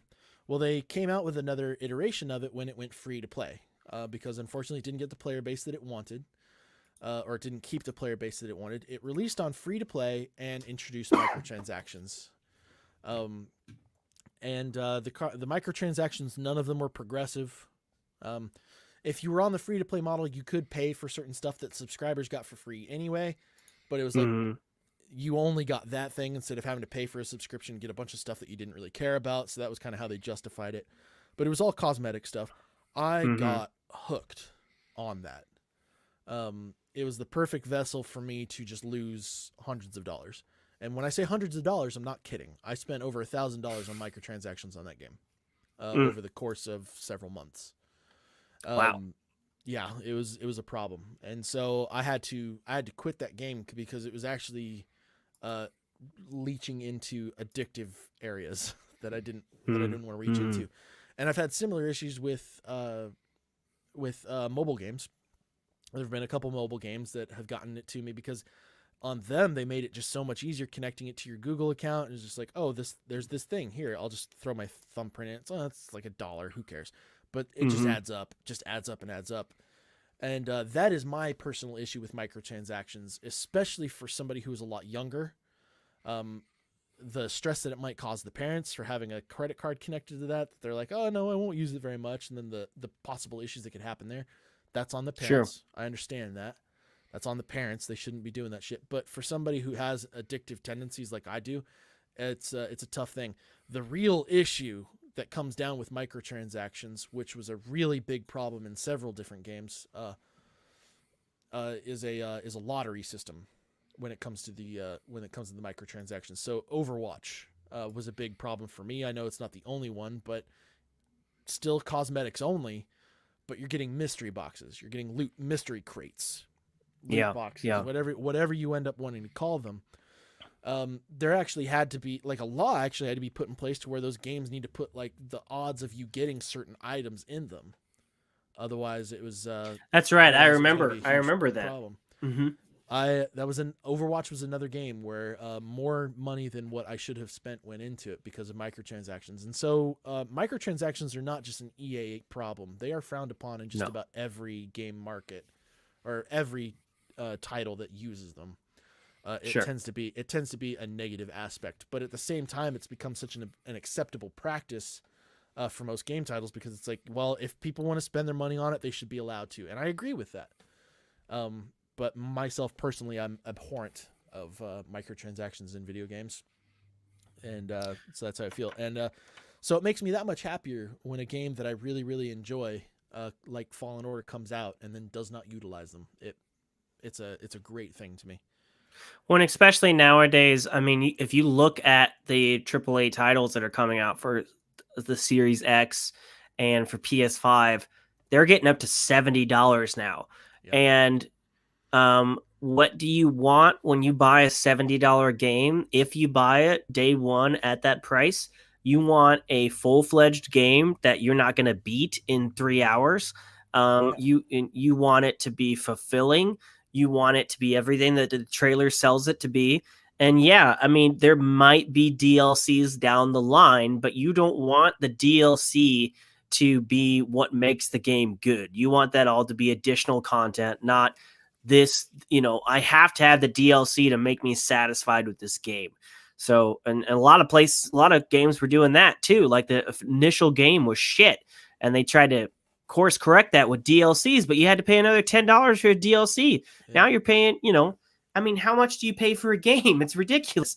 And just about every game now is coming with a season pass, so you just get that DLC when it comes out. It's like, yeah, we're going to have DLC. It's not ready yet, but you can pay for it now if you want to. Right. So, which is another reason why I got rid of my console years ago. And the only reason I kind of picked it up now was because I could get a brand new console for $300 and get a Netflix subscription and play all these games, not have to pay $60 to $70 a piece for them, which is nice. So I really appreciate that. But one more thing about this game. You had mentioned the writers. I just went back and looked it back up because, with Disney's got his hand in Star Wars now, and all of the callbacks and all of the references to things that we saw in Clone Wars and stuff, I was so surprised that Dave Filoni was not credited in this game at all, and he's not. And the Again, person they had a writer from the Clone Wars in there. well, sure, but I'm sure they then had his blessing to some degree. the narrative lead is this guy named Aaron Contreras, and he only has 2 credits. He's got this, and he's got his YouTube channel called Star Wars Explained, where he just talks about Star Wars legends and lore. So he went from having a YouTube channel that still only has about 600,000 subscribers. So he's not even in the top echelon of YouTube. And he went from that to writing the narrative lead for this game. That's pretty badass. And it definitely doesn't seem like Disney had their hands too much in this, but for the love of God, look at this and follow this, maybe consider adapting this type of writing style and template to your future stuff, because y'all need an overhaul. This game was so much better than your sequel trilogy in so many ways, and the narrative being the big part of it. See, that's the thing. And it's a big proponent, like it's something that I'm another big proponent of, is that if you're going to have somebody who's going to be working on something, you need to make sure that it is something that they are incredibly passionate about. Yeah. And if you are writing something in the Star Wars universe, there is no shortage of incredibly passionate people that you could be working with. So don't just assign or shortage of lore that you could touch on. lore. For Kathleen Kennedy to get in front of a camera and say, we're not like Marvel. We don't have years upon years of comics and backlogs of stuff to pull from. Yes, you do. Just because you made it not canon anymore doesn't mean... That's why it's not there. Yeah, sure. You're the one that threw it in the trash, but that doesn't mean you can't pull bits and pieces of that out of the trash and do your own. We see them doing their own version of Admiral Thrawn and stuff like that. You don't have to start it from scratch.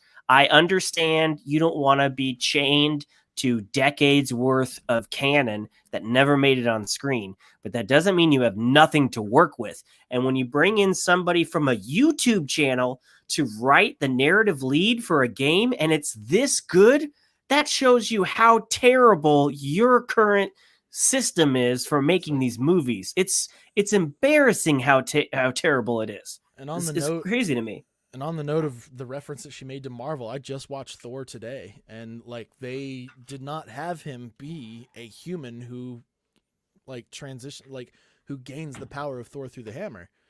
It's like they reference the character Donald Blake, but it's not the way that the comic actually portrays him. It's a side iteration. It's a different way of doing it. And there's a lot of stuff in there that they could still do. They could still do stuff with Luke's children. For sure. It could still be done. They just don't explain. It's well, how the hell did you're Luke's kid? They could have. I don't want to see it now. I mean, because they fucked that to the wind so bad, but. And they fucked up the Solo children. Yeah, the Solo. I mean, they were great in the books. Here's the thing: it's so strange to me, so bizarre to me. Never seen Mara Jade. Yeah, all that too.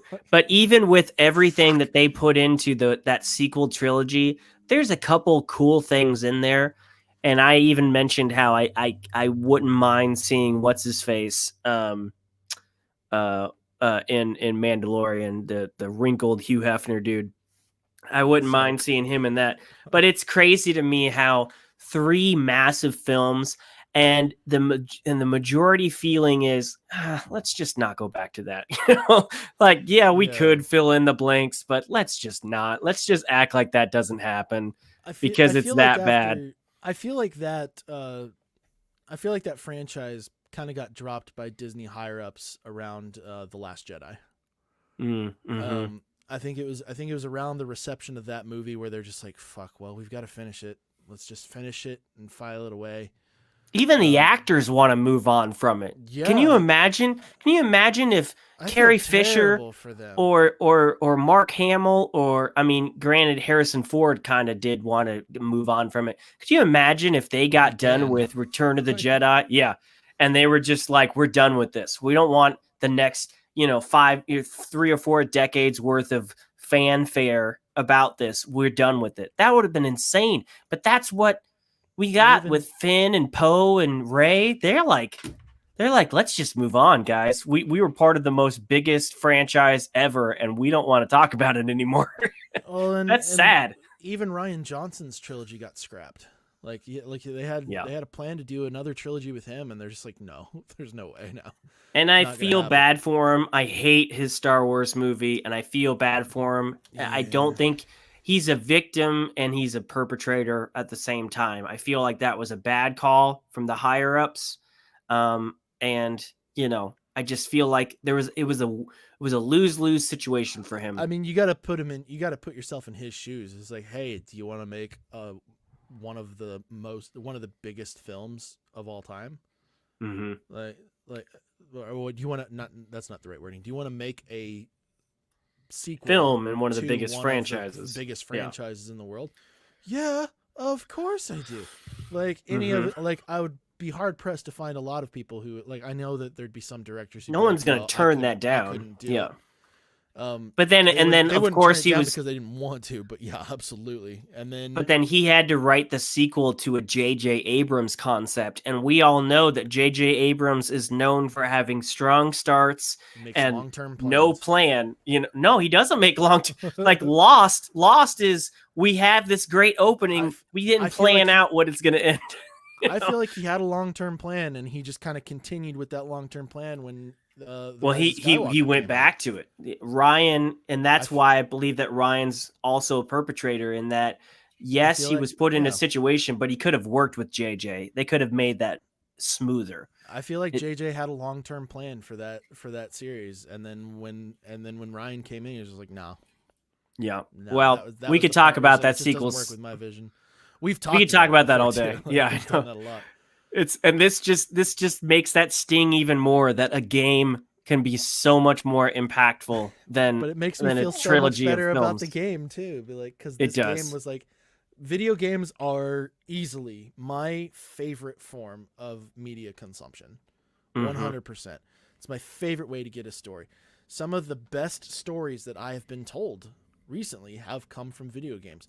The latest God of War, amazing story. I will like that is one where I'll actually like bring my console over with the game over your play just so you can play through it.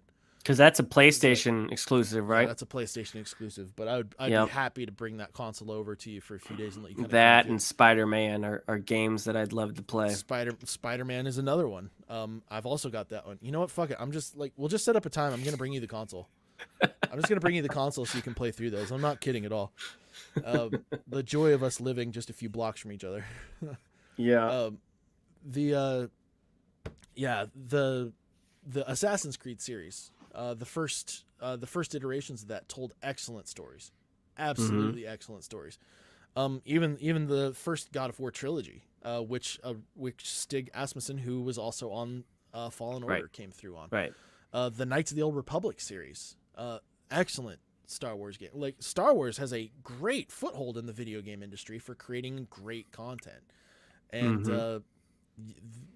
the future needs to take advantage of that. And I'm hoping that Fallen Order is a sign of the people who are in charge of that taking that leap and being like, you know what, that'd be okay. We're jumping over to TV, which is probably the most popular medium right now as far as content can be taken in, just with streaming. Maybe not the most popular, but maybe the most cost effective is for them to put a TV show onto a streaming service where it keeps people onto that streaming service for an extended period of time. Now Disney needs that content. We've been on the cusp of Star Wars TV shows for years. We've heard about Level 60 or whatever that Level show was. That was another game. Well, that was a game, but they also had a... So that was Star Wars 1313. It was 1313. That's right. There was a game about that, but there was a show that was supposed to be incorporating some of that as well. There was lots of shows that you can even see some test footage of a show that they filmed that was really shitty. But that had like, it looked like Blade Runner in the rain, but it didn't look as good as Blade Runner. There's a lot of attempts of Star Wars shows over the last decade, and now we're finally getting to it. And even now, we're still, Kenobi got scrapped because it was too much like The Mandalorian, which I could have told you that from day one. Like, we don't want, it was going to literally be The Mandalorian, but with Kenobi and baby Luke, and we don't need that. So that got put on hold indefinitely, and now it's back up. Now they're saying that there's dates coming in the future because they've rewritten the whole thing. But Disney Plus now has a platform to put these shows on, so the possibility is greater now. So there's the latest info on the Kenobi series is that it might be at the end of 2022. Yeah. Well, that's because they're supposed to start filming here in early 2021. They were supposed to have been filming for the last year, and they literally were told, guys, you have the same story as The Mandalorian. No one wants this show twice. Make it different. Make it better. So I really want that. I've watched his he's got a Jesus in the Desert movie that a lot of people are using the footage to create teaser trailers. And I've watched that so much as like we're almost there. We're almost there. It's a pretty good movie too, but yeah. So I'm so hopeful for the future, and I'm so glad and thankful to you for forcing me to play this game. So good on you. I'm gonna bring my console over so you can do Spider-Man and God of War now. I'm not kidding. Okay. All right. Cece had a game on the PlayStation that she was messing around with, but she's hooked on the Switch right now, so I think I can get away with it for a few weeks. Nice. Is Miles Morales? Can you play that on the PS4, or is that only a PS5 game? I think they have a version coming out. Oh, let's see. I'm pretty sure they had a version of it coming out on the PS4. Because we're in that weird transition period where you can play games on both consoles right now. Well, and that was also a really big thing for PlayStation. Like, even when the PS3 had come out, they were still releasing versions of PS3 games on the PS2. Because they knew that was a market that it was going to be really hard to take down. Yes, it is available on the PS4. Okay. As expected. Yeah, I played the first two God of War games when I had a PS2, and I think God of War 3 came out on PS3, so I never played that one, but I watched people play it, and I know that it's a game changer, and that it was a big deal for that franchise. The story is kind of a big deal for God of War. You'll want to maybe watch a playthrough or get the story down on that one. Okay. I don't know if you can play. I wonder if you can play God of War 3 on the PS4. On PS4, is it available? Well, they have a remaster. We'll have to arrange that. PS4. Right now, I got to finish Doom before that falls off Game Pass. But I was looking at all the other games on Game Pass, and I mean, Fallen Order was like the main one that I'm like, Fallen Order and Doom, and then the rest of them are just like old 360 games that I haven't played in years. I started playing Black last night just because I needed something to come down from Jedi. Black was so and good. I'm like, oh, this is so good. Black to this day, I think had like the most satisfying headshots. It's fantastic, and it's so easy to play now. The loading screens are like that, it was a fun game back in the day. It was a great story concept too. I remember the story being kind of like low key, but the concept was great. Oh yeah, of just a dude being interrogated and telling the story and going through it. Like it was I totally forgot about that aspect, and I was like, oh yeah, that's right. And all of like the stock footage of war and stuff like that, and you're like, oh yeah, I totally forgot about all of that stuff. It's fun. It's fun going back to that. Action, it was a live action version of the story interactions too, the interrogations and all that stuff. They didn't even mocap that. They did right. It wasn't mocap. They just filmed straight up real version video with dark elements or like screen scratches and stuff. Yeah. Mm-hmm. All right. Good old dude, we just games. did a solid 2 hours talking about video games and such. And Yep. I love it, dude. I think this is just another sign that we've been away for too long. I know. we, I know. we took too much time in between episodes.